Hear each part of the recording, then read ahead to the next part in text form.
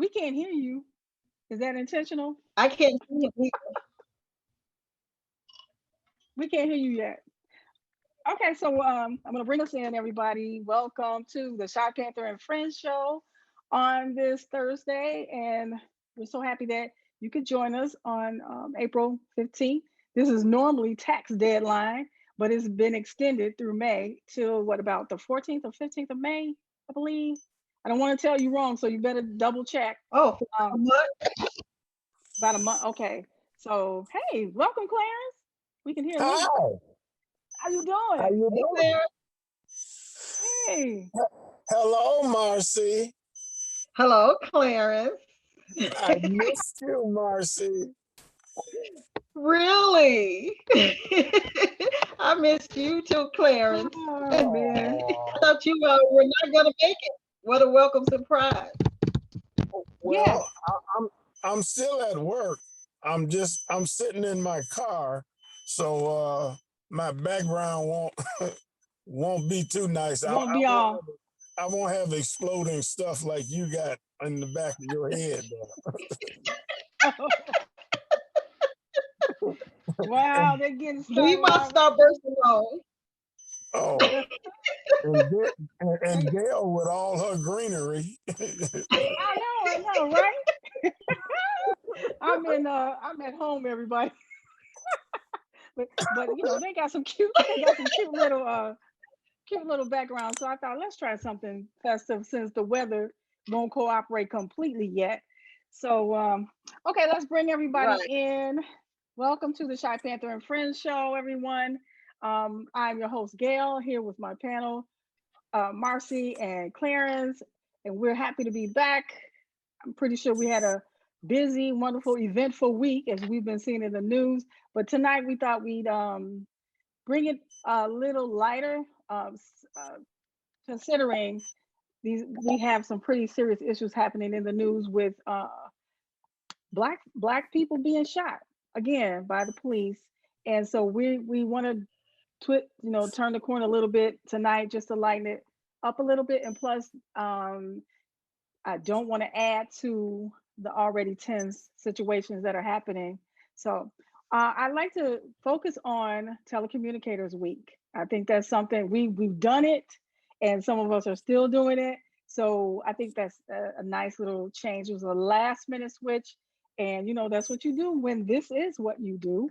So, all righty. Yeah. So, so Clarence, I'm happy that you could come on in here with us. And just so the people know that the whole mission of Shy Panther and Friends is to provide a platform that encourages you to use your voice to uplift and empower yourself and others. And hopefully that is what we have been doing. And I always ask every week that you reach out to the show at Shy Panther and Friends, show number 1 at Gmail, and let me know what you think about it. All right, on with the show. So, Well, let me warn you. I might be called away, okay, okay, but hopefully I can stay the whole hour. okay, that's fine. Okay, Nice to Okay. have nice. Oh, and I'm just taking for granted that everybody knows these two characters. So introductions, starting with Marcy. Hi, everyone. I'm Marcy or MJ Tommy. I am the owner and operator of Taylor's Bees Beard Oil. And I have maybe some good news coming up. I'm trying to market my new hair growth oil strength, and hopefully I'll be having that on the market soon. And if you want to buy your man, or if you got a wonderful beard, you're having problems with your beard, I have a online tailorbeesbeardoil.com with all natural handmade beard oil that will strengthen and grow and nourish your beard. So there it is. Oh, okay. And I'm Clarence, and believe it or not, I'm retired, but I still work sometimes just to keep busy.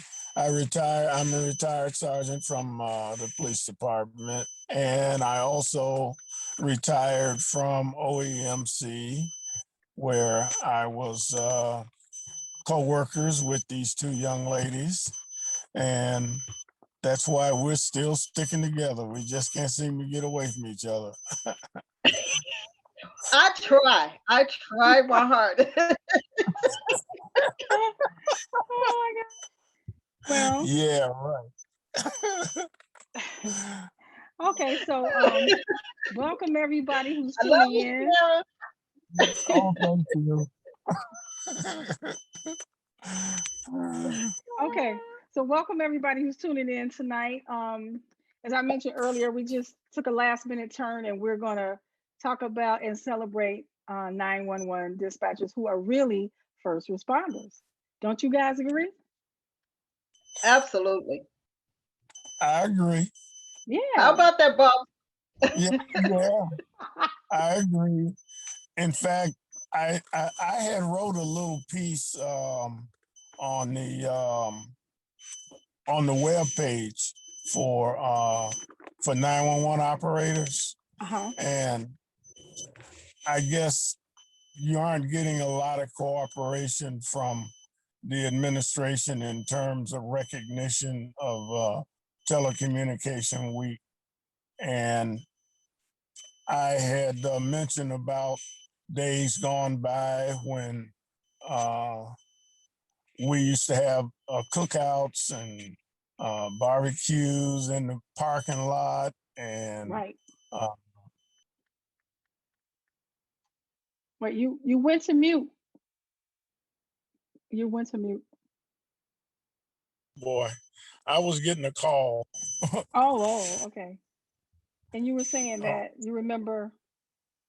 yeah, I remember 2 years in a row, George not only donated meat, but he also let us use his parking lot when they told us that we could no longer use the employee parking lot Mhm, because of some crazy reason. Oh yeah, he sure did. I remember that. mhm. I remember that. And I Right, guess they got a little insulted because we were back in the parking lot. right. And But for Oh, yeah, and for really? George those moved his parking lot to his restaurant. Yes, right, and for definitely. those who don't know, George is the owner of the Palace Grill that sits right at the corner of Madison and is that Loomis, Laughlin Loomis, right there. Yeah, Okay, yeah, it's right on the corner. right. Yeah, So but Been there for years. yeah, very, and yeah. back when we were doing that, not all, but some of the supervisors, uh, a couple of managers, not counting myself, because actually I was the cook when we had those cookouts. Uh, in fact, Yes, you were. Yes, you were. What? Yes, When you yeah, was was. that? Yes, you was. Were Yeah. you on third watch or what yeah, shift? I was on the third watch. That's why I don't I was, remember. I was a watch manager on third watch, Hmm. but I would I would do I would cook, and before I got before I got promoted, uh, when I was a floor supervisor, I don't know if you remember Regina Lee. Yeah, I remember Yeah. her. Yeah. Everybody know Regina. Yeah, me and Regina would collaborate on the food because Regina is one hell of a cook, Okay. and we would get Yep. our hands together, and she'd always tell me, "Well, Clarence, if you bring the grill, then I'm gonna fix some meat." And oh man, she would season that meat and get it all nice, and it'd be ready to go. But I don't understand why the managers Hmm. and the supervisors don't understand that uh, you take care of people that take care of you. Hmm. And Absolutely. the call takers and dispatchers, they they can either make you look good or they can make you look very bad. That's for sure. Yeah. And a lot of them didn't understand that. And I Oh, think that absolutely. Absolutely. I think And that's why he got some issues now. Well, well, let me tell you. When I started back in 2000, Greg Bishop, that was a sharp dressing man, but he believed in taking care of his employees. You know what I'm saying? Yes. And Mhm. he we had Christmas parties, we had everything, and you enjoyed coming to work, servicing the public and the officers, and they could come down there and I don't want people to get this wrong. When you have a happy environment, you work Right. harder, you don't mind staying over, you don't mind doing 12 or 16 hours straight, to do your job, which is servicing the public. But when you start getting bothered by administration, Right. not all, Hmm. some, it makes the job even more stressful because it is a stressful job. And people think we're just glorified operators. No, we're not. Right. We actually save lives on that Right. phone. Exactly. We actually save lives on that phone. We actually assist citizens, and every employment has their hiccups with their rotten apples or whatever you want to call it.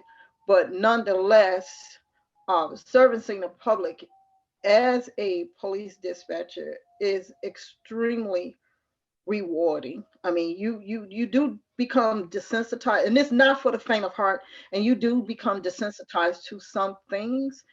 Um, and we have our issues, and unfortunately, 80%, what is it, 60, 70%, Clarence, of the workforce are women.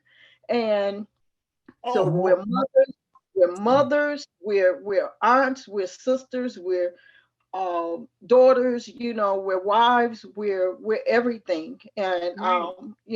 that's what I would like to relate to the public. We're not just some faint voice or some harsh voice on the other line. We actually save lives, Yeah. public and the officers. Hmm. And the stuff that you see in the news, it only just don't affect those officers. It affects us as well because Oh, we have absolutely. that line of communication with those officers and the public. So it's definitely a rewarding job. Although stressful, it's very, Hmm. very rewarding job. And when you do your job and the administration appreciates it, this is why Telecommunication Week is very important. And they're not just talking about for just dispatchers, telecommunications, period. Dealing with the public is not a joke. Yes. It is You can say that not again. easy. Right. It is not easy. And those that might be listening in are good character people, but you have some that are not. And you have to stay within your character and do your job, Yeah. irregardless. Yeah. Yeah. Irregardless. So hands to the bosses who care, and hands to my coworkers and myself, people that do this Right. job in Right. every area of it. Right. Well, the only manager that I would, and I probably shouldn't, but I'm gonna do it anyway, because he worked for me, uh, and that was Ron Stewart. Mm. Ron Stewart understood how to how to get along with people. He had good people skills, and Yes. Ron was, when I was on the third watch. Ron was he actually ran the watch for me.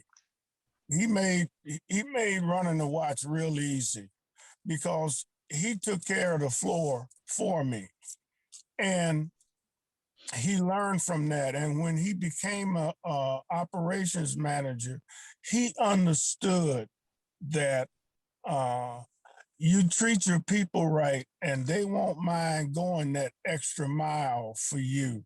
That's right. And Absolutely. and they understand that you can't always do things because you're still answering to the administration, who's Hmm. got an entirely different agenda. And sometimes you have to try and figure out how to work around that. Uh, I remember getting suspended because I wouldn't hold the power watch over for Halloween because I didn't feel it was necessary. And it turned out to be a decision that came back to bite me for about an hour because all of a sudden, and you all notice, you can go from not getting any calls to getting 1,000 Absolutely. In a minute. In a in a minute. minute. Yeah. And this particular Halloween, it was raining. It was about 30 degrees, and I'm like, it's not gonna be nobody out here doing nothing. The weather is too bad. So I let the power shift go. Well, I had an individual who was the deputy director at that time. It was Ron Simmons. And Ron Simmons and I didn't see eye to eye. So when that happened, he decided that was his opportunity to get me. So he wound up, the call volume went in the twos for that hour, and he was pulling his hair out, and I was just standing there looking at him like, okay, we'll recover. I mean, it is what it is. Yeah. But he woke me up, and I got suspended for that. But I'd have done it again. It's just, but I don't know. And after I went upstairs, it was really challenging because up there you had people that really didn't understand what you all No. did on the operations No. floor. And I was fighting them making dumbass decisions that I had to constantly try and run to the executive director to explain to him that we can't do this because this is not going to help them, and the morale was bad enough on the floor already because they stopped hiring people, and and overtime was going through the roof, and an individual that I'm not going to name, but he didn't have no like for the operations floor, and every opportunity he got, because he wrote the budget for OEMC, whenever we had vacancies, he would always write those vacancies out of the budget. That way I couldn't fill them. Wow. And that's why we kept coming up short, because he kept writing vacant positions out of the budget. And wow. And that's how it wound up in the shape that it was. Yep.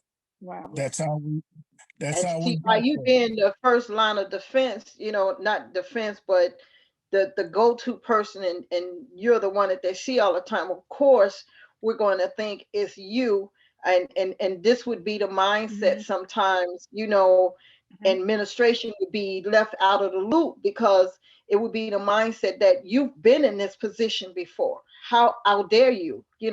How could you do that when you get up on that floor and not advocate for us, not protect us, and look at what's really going on down here, Right. So, and they but when you've been in business, because I worked in corporate America before that, and what some managers go through. They are going to be the face that you see, and the other ones, the other white collar people, you will never see. And that top position always changed hands, and you knew about it when you finally saw them, and they've been there 6 months. You know what I'm saying? And these people don't understand, these positions are appointed. They have zero knowledge of what telecommunication is, zero knowledge of the police department, zero knowledge of doing an administrative job in a field like this. I mean, it's not your typical call center. It's you're handling police and fire calls. which Yeah. are emergency calls. Right. And the thing of it too, See, Marcy, you said that that the people that they're appointing to these positions don't have any background in law enforcement or emergency management. Yep, And prior to all of those people, we did, because Clarence is from law enforcement, but apparently they had a plan to move all of these people out and take as absolutely. civilians take over. And I wanted to say too that that particular job is extremely difficult, extremely stressful, and extremely important, because I think that a lot. First of all, I think that job should not. Police dispatchers should not be classified as telecommunicators in that sense of an operator, a telephone operator, or something like that, because that is a highly skilled job. You don't the average person, it takes, how long does it take to go through training even to learn that job?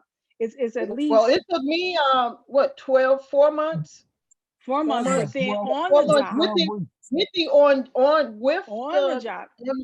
on the job training. Yeah, 4 months. Exactly. It took it, Yeah, but that 4 months is just to get you where you'll be able to sit in that seat and function on your own, but you're really not on your own because you're brand new.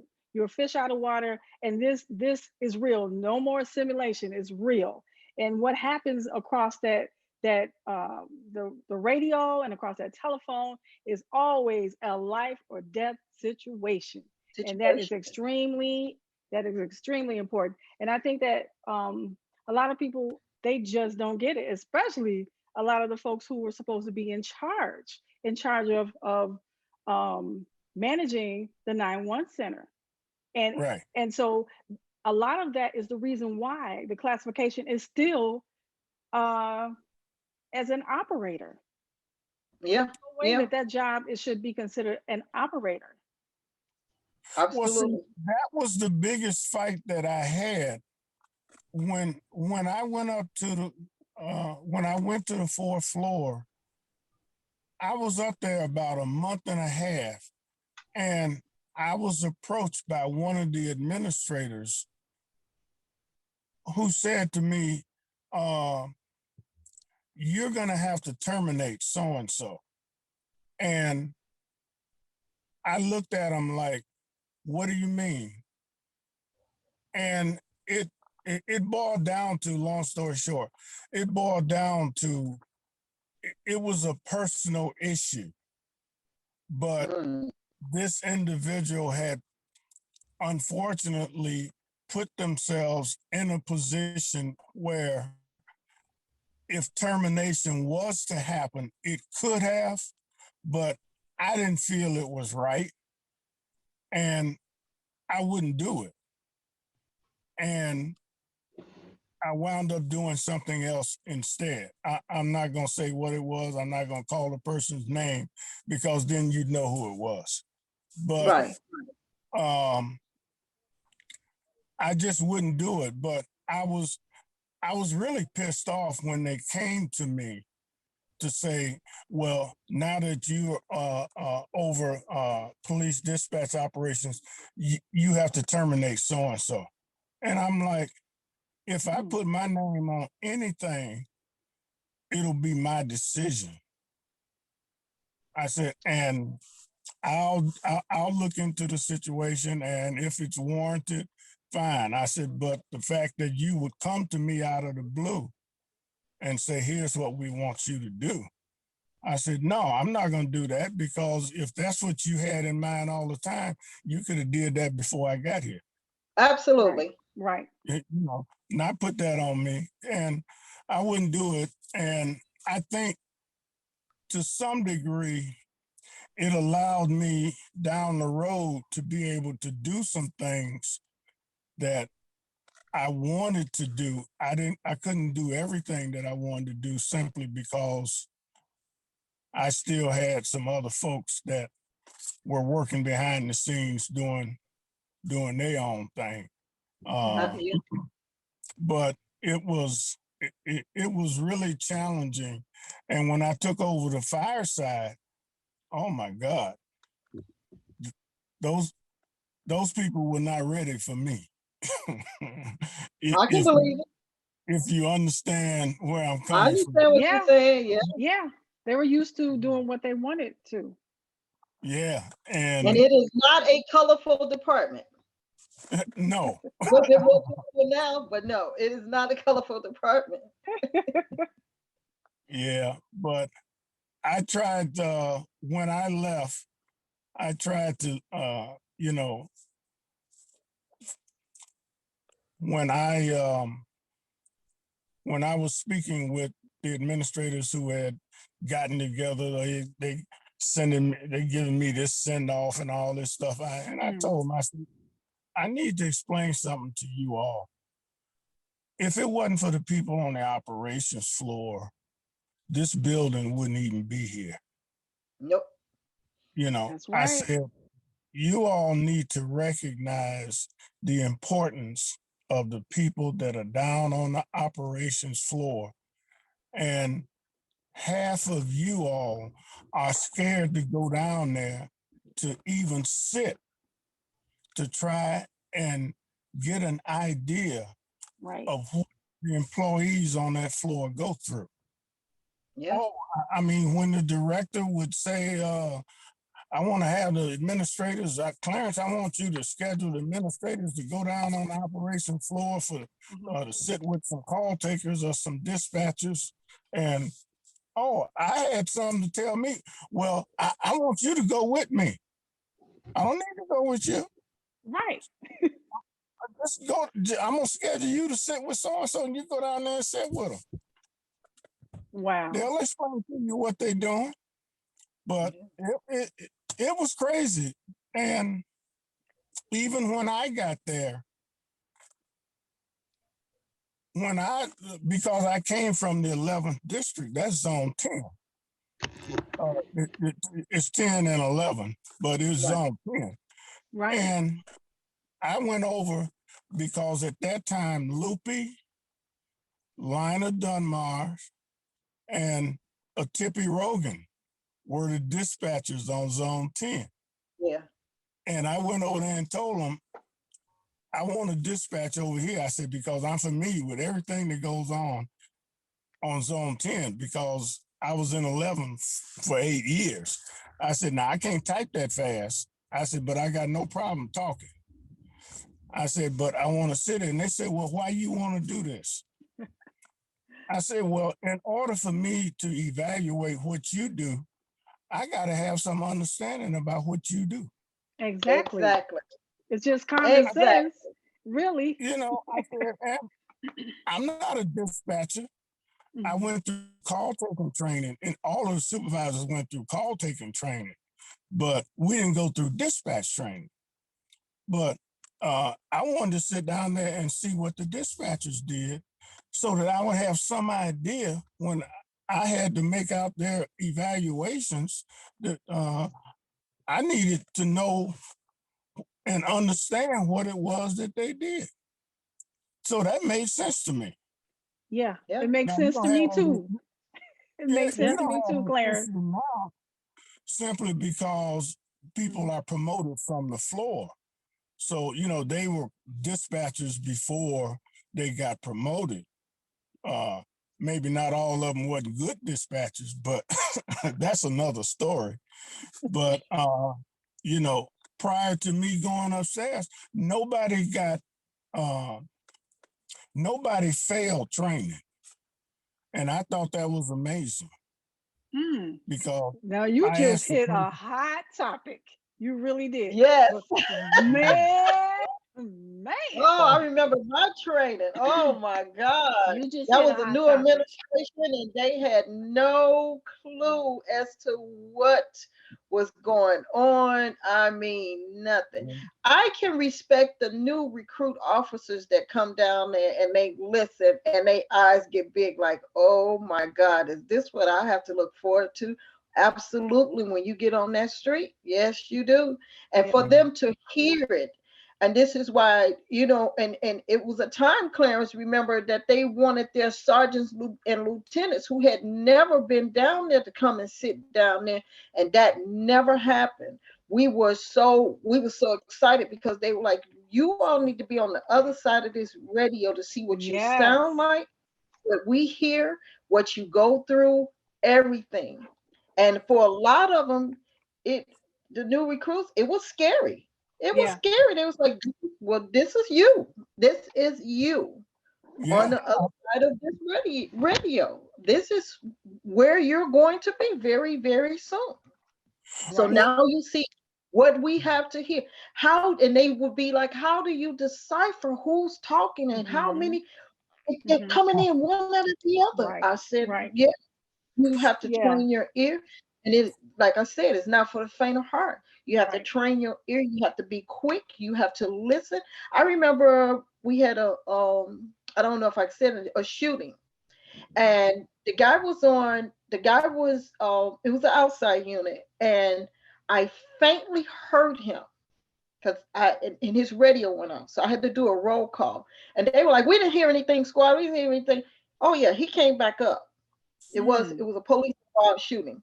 I said, I knew I heard what I heard, but I Mhm. held that radio and I kept calling, and finally he came up. He was like, yeah, squad, it was me. I needed emergency over here. I need an ambulance and this and that. My partner down, down, down. You know what I'm saying? And they were like, good job, squad. I heard, wow, we didn't hear anything. I was like, okay, stay off Right. the air. Let me do what we need to do.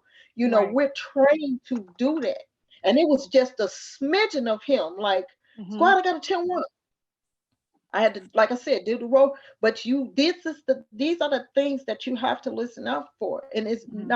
it's not an easy job, Right. but it's And very No. and important that you can pinpoint and decipher things. And it can be the smallest thing that turns out to be newsworthy. But you, as a dispatcher, this is what you're trained for. And for somebody to have a nonchalant attitude about it, I mean, we've been called uneducated. The majority of people down there, what is it, 90% of them have degrees, yes, more 60% than of them have one. They yeah, yeah. exact 60% of them have master's degrees. We come from various backgrounds. I came from corporate America. I also had my own business as a hairstylist for 20 years. So don't say we're just simple, uneducated people. Oh no, we're very highly educated. Right. Right. And this And job, that's this right. job itself will educate you. Right. You But know, that's the But you thing that know, it'll people that's the thing that people really don't like. We get callers and they call in and they say all kinds of crazy stuff to us. Um and that comes with the job. But the people who need to understand what we do and how valuable it is to have that well-trained dispatcher in that seat and that well-trained call taker, these are the people who are making these rules that affect our jobs as far as our classification and our rate of pay and our benefits and the people in Springfield who have the power to change the classification to first responders. They are the ones where what they think about what we do and the reality of what we really do, they're the ones where it really matters. And as far as the public, they'll be educated as time goes, but the real change needs to happen where because we're people just like the folks who are calling in to 911, and this affects the way we're able to take care of our families, the way we're able to live our life and to continue to work in that capacity, in that extremely difficult, high stressful capacity. And the fact that one day that we may, if we stay there long enough, that we want to retire. All of that by leaving us in a classification that is lower than what we deserve is going to affect that bottom line.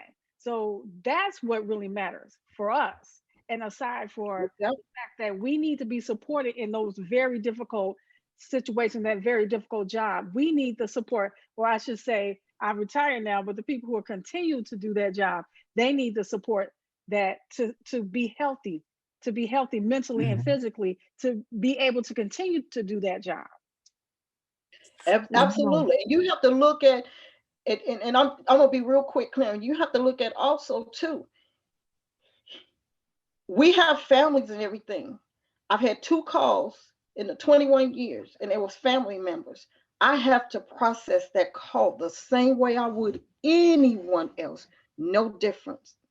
I can't show no favoritism, none of that. I have to process that call. You try doing it as a lay person or whatever whatever you do, and that is your family member on the other end of that call. You know what I'm saying? I have to process that call with a family member and keep my composure and do my job. So when people say, "Oh, you just glorify operators and it only take a grammar school education to do that job," try it. Try to have your Yeah. family member on the side of that phone, um, Mhm. or you have to dispatch to a family member's home. I Mhm. mean, we get officers who have to go home where we get calls and they didn't got a call from their we're sending them to a call to their family's house or their own home. You Mhm. know what I'm Yeah. saying? Right. So you never know what you're going to get when you pick up that phone or when you get that ticket that says dispatch here. And Mhm. it's not easy. Right. It's not easy. Emotionally, it is not easy No, at all. it's a very serious and it can be a very rewarding job. But pay people what they deserve. Pay pay 911 dispatchers what they deserve and give them the classification that they have earned. Just that's just wrong not to. And that was two things surprised me. Absolutely. Uh, when I first went upstairs, and when I used to come down and I walked the floor, because I always did, Hmm. because I wanted to engage with, I still wanted to engage with the people on the floor because they would tell me what some of their issues were. And when they started complaining about the new people that were coming out on the floor and how they were coming out and they didn't know what they were supposed to have learned in training. No, So when no. I when Mm, I went back to the person who was in charge of training and I asked them, uh, what is your failure rate? Oh, well, we don't fail anybody. Ha- Well, wait a minute. What do you mean you don't fail anybody?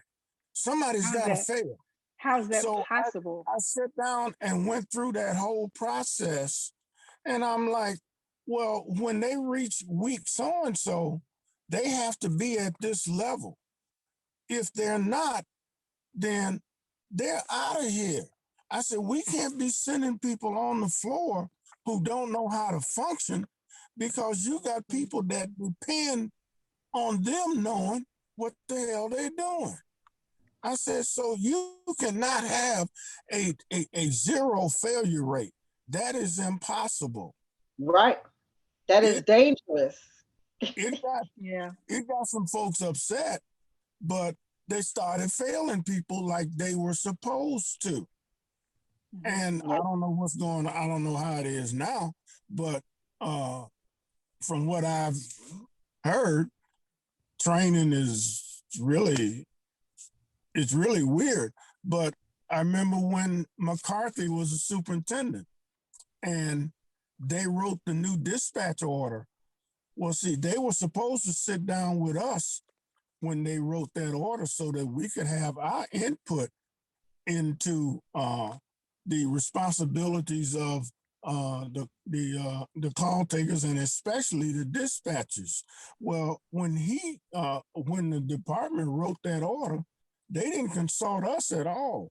And Mm. uh, when the order didn't come out, but when the draft of it came out, and I got a hold of the draft and I looked at it, they had the dispatchers calling up the police officers to find out uh, how long were they gonna still be on the job, how long were they gonna be down, and were they still? And I'm like, the dispatchers don't do this. I said, this is why you got $100,000 a year sergeants out here in the street. Absolutely. That's what they're supposed to be doing. So I got a meeting set up with the special activities section who wrote the orders for the police department and went down and met with them, and they were telling me like, well, this is what Gary wants, McCarthy. And I'm like, yeah, but we are a different department. One department can't tell another department how they're going to function unless we agree to it. I said, I don't Absolutely. agree with this. I Right. said, I'm not going to agree with this. I said, but I'm going to go back to OEMC and I'm going to tell Gary Schenkel that he needs to talk to McCarthy. about Gary McCarthy and let him know that this order is not in our best interest or the best interest of our employees. And when he looked at the order, he's like, well, hell, our people shouldn't be doing this. I said, absolutely, sir. I said, but I'm not in a position to tell McCarthy that we are not doing that. You have to tell him that we're not doing that.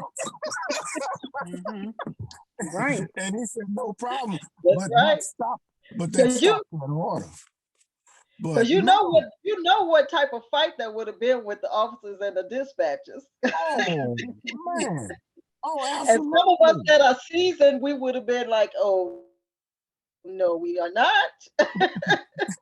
Yeah, and well, some of the police officers that were in the meeting, they understood that because they were like, well, yeah, you're right. Because if I got some dispatcher calling me and asking me how long am I gonna be and all that kind of stuff, he said, they're not my boss. I'm like, Absolutely. absolutely not. I said, Absolutely not. you got $100,000 a year sergeant out there. That's your boss. I Because said, we're not doing that. But I've had to say that on several occasions. You are not my boss. I don't do write-ups. I don't do numbers, and I will never be suspended. And that hasn't happened in 21 years. yeah, but it takes a certain amount of commitment. And I agree with you. You all should be classified as first responders because I would say 80 to 90% of what police officers get involved in is a direct result of you talking to them and telling them what. Right. Here's the call. I mean, we handle 5 million calls a year. Yeah. It's We big only business. Yeah. we only dispatch half of them, but even at that, that's a lot of calls. Right. Yeah. So It's a big revenue maker for the city. And Yeah. they don't seem to understand that when it comes to pay.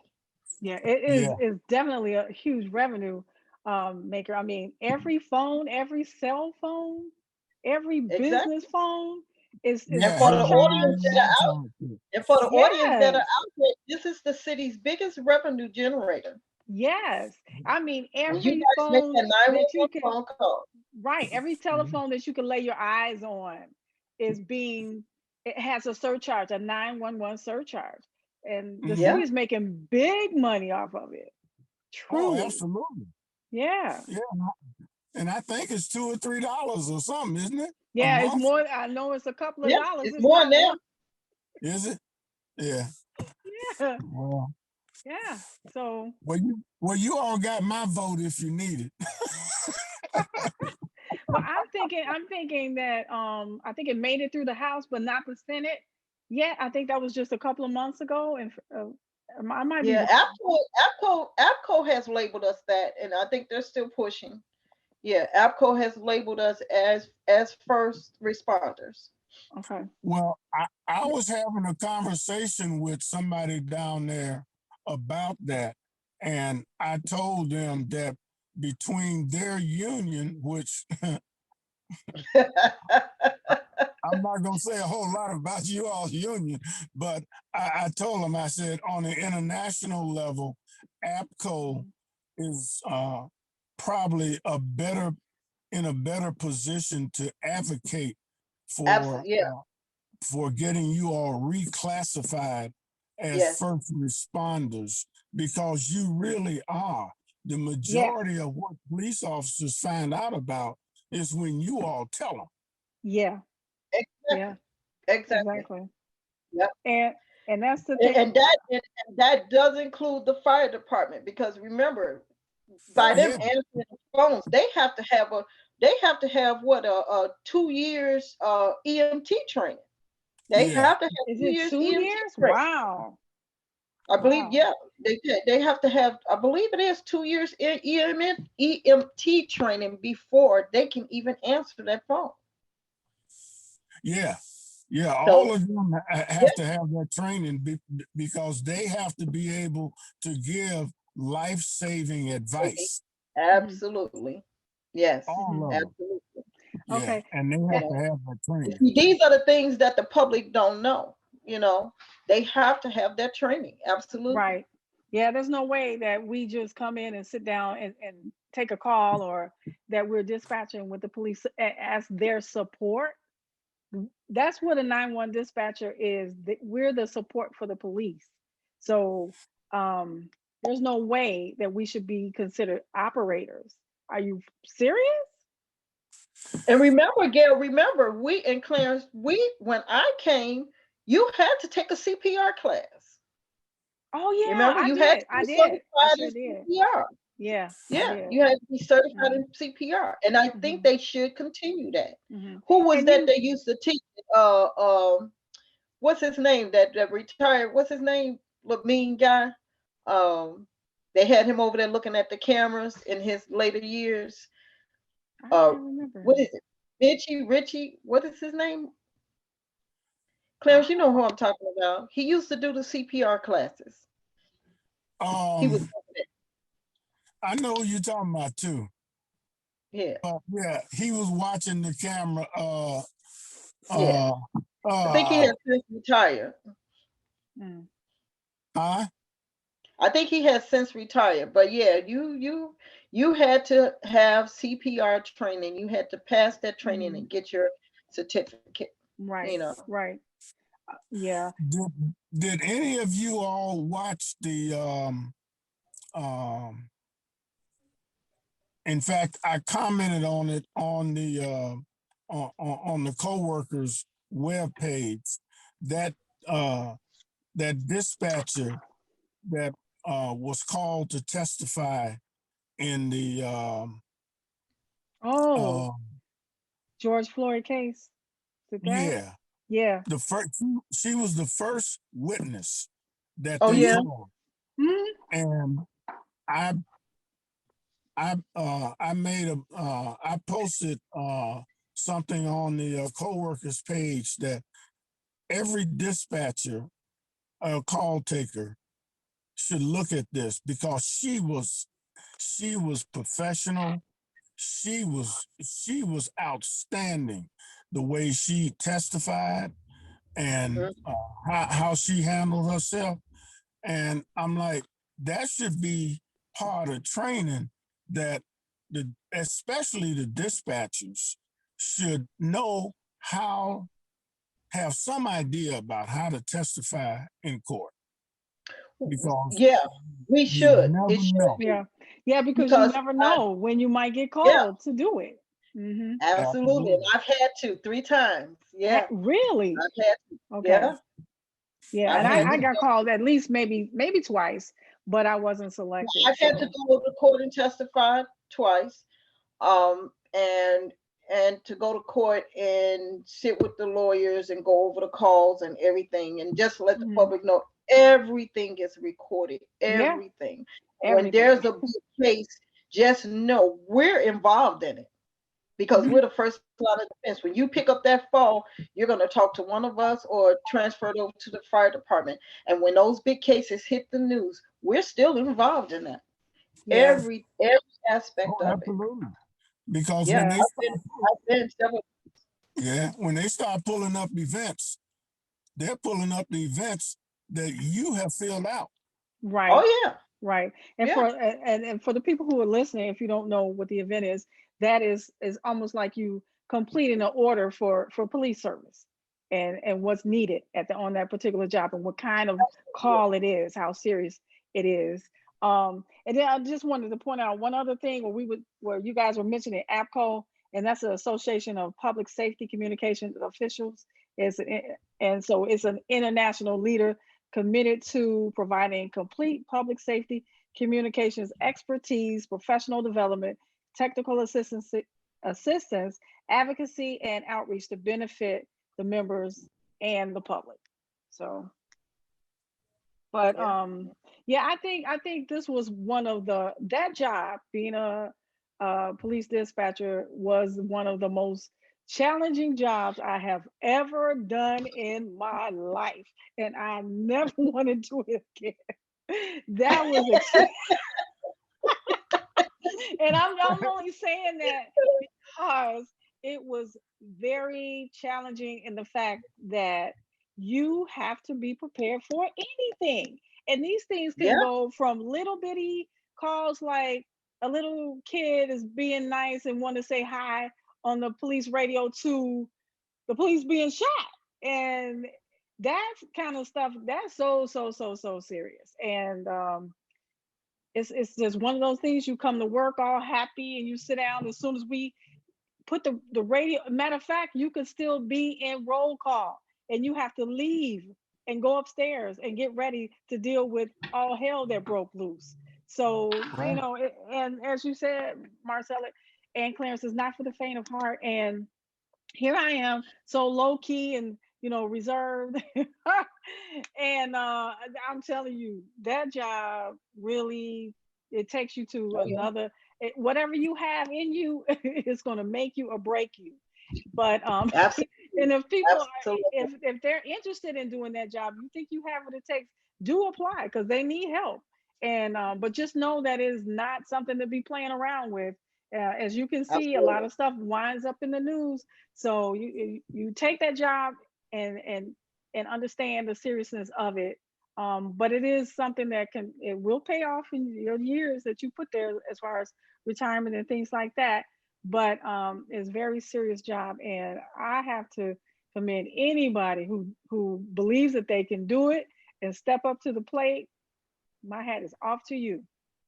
And when I started, my goal was to just do 5 years, because I liked working for myself. And honestly, I know it's kind of personal, but I didn't have insurance for my family at that time, and my husband was laid off. So I took it. Thank God for Lois Woods.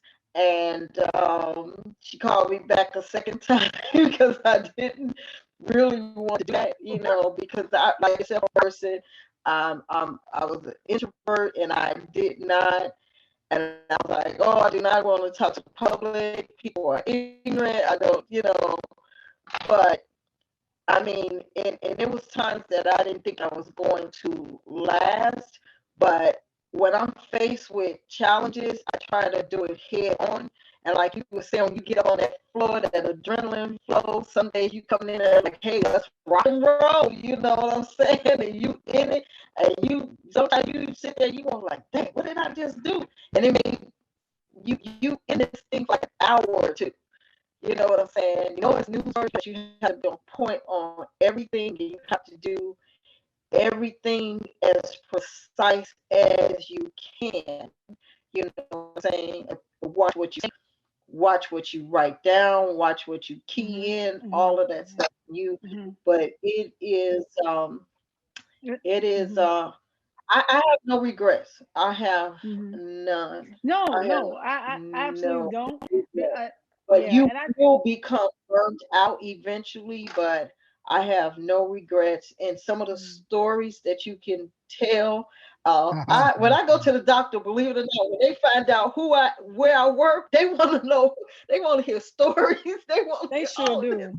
You know what I'm saying? But there's certain Mhm. information I'm not going to give out. You know what I'm Right, saying? Certain right. things I can't talk to you like people crying over the phone who done lost their money in the payphone. They don't have no more money. You have to help them out.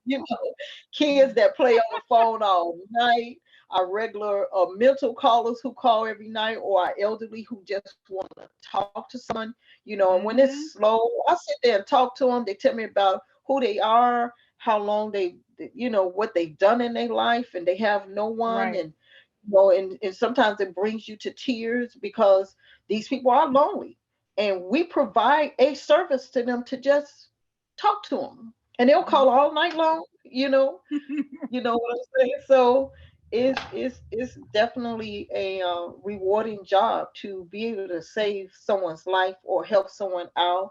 And it tells about you also when you can take that ugliness that come at you and make it roll off your back and be like, you know what, whatever.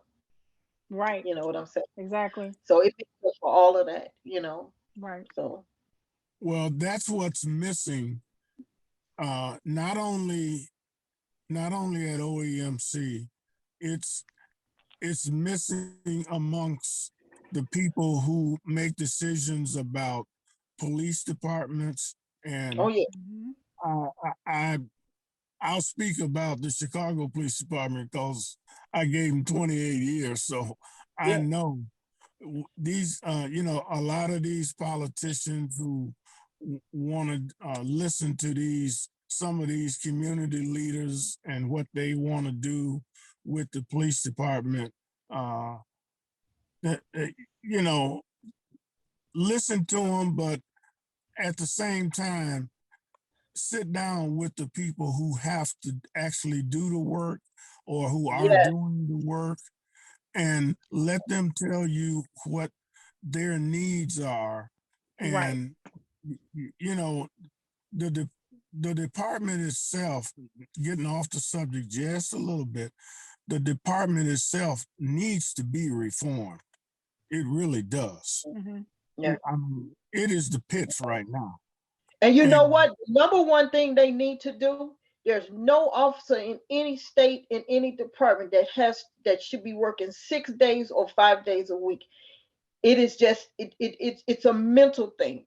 And yeah, remember when we were doing the 6 days, that should Yeah. never Yeah. it should never be a long-term job where you can acquire retirement. Just like if you look at the statistics and it tells you that you will right. Mm-hmm. wind these officers have PTSD by the time you hit that fifth day, and you got to work another one, then overtime, Mm-hmm. and you're mandated because it's in the contract.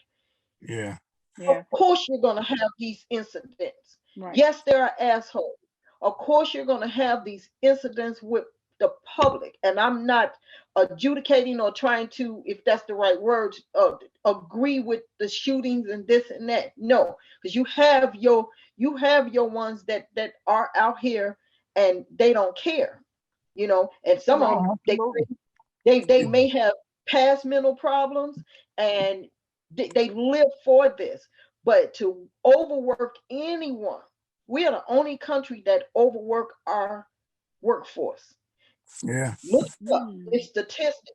There's no police department where someone should be working 6 days a week and may have to do 12 hours in that day. When they were doing the rioting and stuff, and that's why the suit came in, you denying them time? No. That is a human.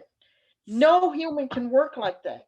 Right. You're well, I going tell through you, accidents. I've got one regret, and that was when I let the employees vote on whether they wanted the 4-2 schedule or not.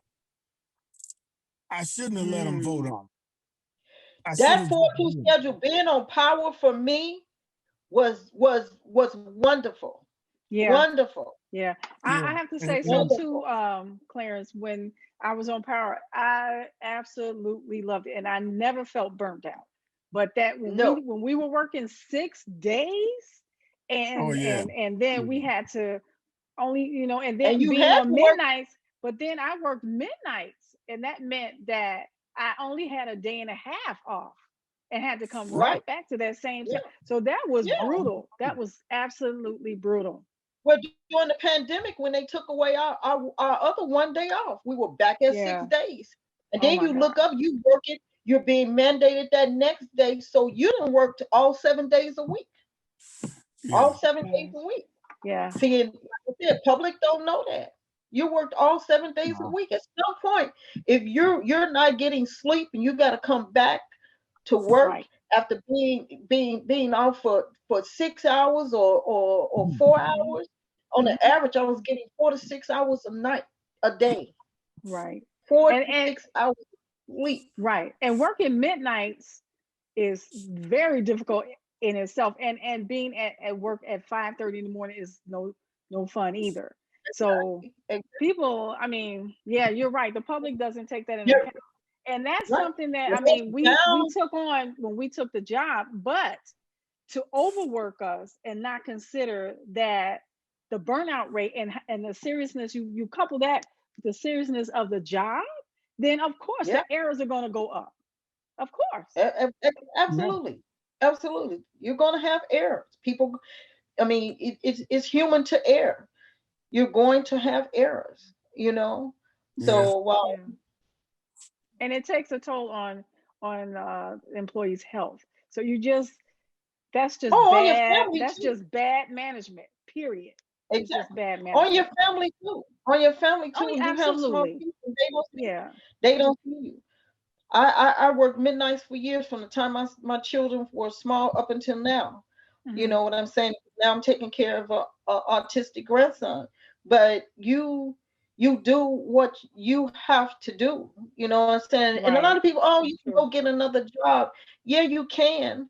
But when you're settled and when you're consistent and when you have an employee that you can depend on, because I can tell you this, Hmm. in this COVID, it was a job that if you had it, you weren't going to get laid off or you weren't going to get fired Right. because guess what? Your job is important. You're the Yeah. job that's You going were to create essential a job, worker. safe job. Yeah, Completely. And even when the economy was going to crap, that job remained. That emergency management and absolutely. Those are the calltaker and jobs that dispatcher, we need. that job was still hiring. So, Yeah, so that made a huge difference in a lot of our lives. So, all right, exactly. we've come to the end of our time here, and I just want to thank you again for supporting Shy Panther and Friends show.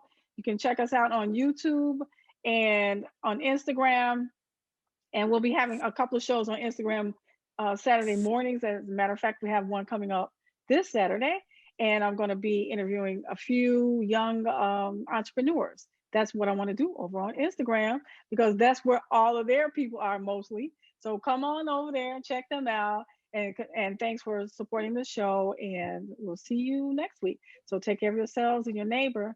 God bless. Good night. Good night, Bye. everyone. God bless.